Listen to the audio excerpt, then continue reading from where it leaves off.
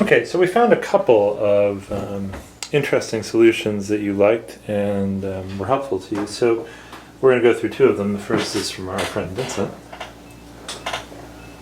All right. Yeah, so what did you think was interesting or useful here?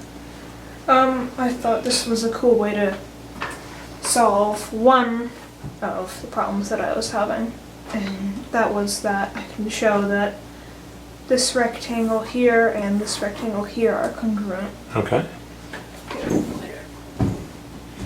So he does that by drawing this diagonal here, which is not only a diagonal of the partially unshaded center rectangle, but it's also a diagonal of the third green congruent rectangle, since they share two corners. Mm-hmm. So that means that the diagonal of the center rectangle and the diagonal of this rectangle on the left are the same, and because they share a side, that means that the two rectangles are congruent because of their congruent triangles. We flip the diagonal around. Yep. So that was a neat way to show that all of the rectangles in the picture are congruent. Yeah, that was really cool. And a lot of the other solutions just sort of assumed this. Yeah, it's tricky to see it, but yeah, you're right. A lot of other solutions just kind of assume that was the case. Yeah. But yeah, Vincent actually showed that it was. Yeah.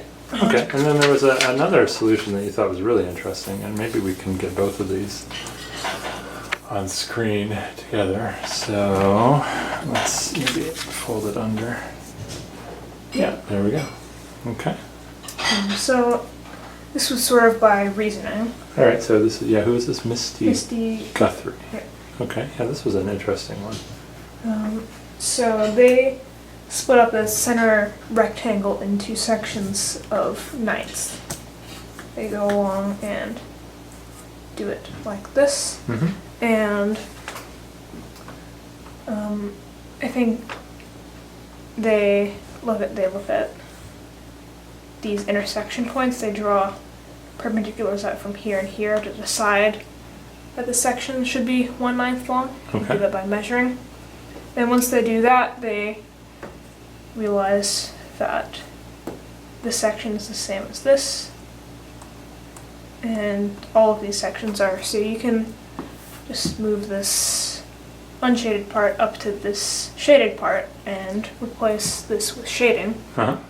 And that means you have 5/9 of this left unshaded. Okay.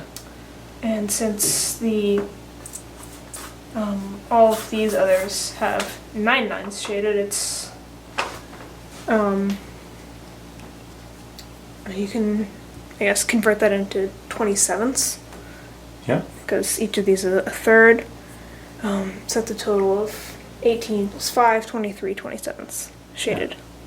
Yeah, this was a really neat approach. I didn't see anyone else who did it this way, so I like this one too. So I'm glad you picked this one. Yeah. All right. Well, thanks to Vincent and thanks to Misty Guthrie. All right. Good job, huh?